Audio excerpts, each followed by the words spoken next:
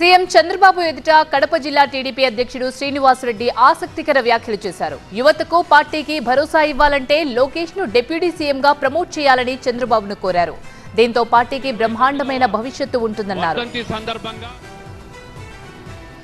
43 సంవత్సరాల్లో తెలుగుదేశం పార్టీ ఆవిర్భవించిన తర్వాత మూడవ తరం నేత మన పార్టీలోకి వచ్చారు, నారా లోకేష్ గారు.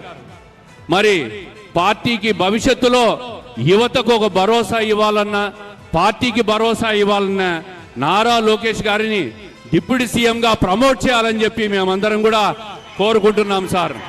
దీనివల్ల పార్టీకి బ్రహ్మాండమైన భవిష్యత్తు ఉంటుంది.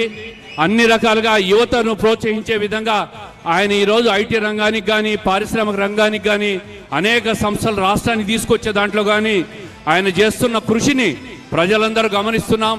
ఆయనను మరింత ఎలివేట్ చేసి పార్టీకి ఉజ్వల భవిష్యత్తు ఇచ్చే విధంగా తమరు చేస్తారని ఆశిస్తూ, తప్పుగా మాట్లాడింటే మన్నించవలసిందిగా కోరుకుంటూ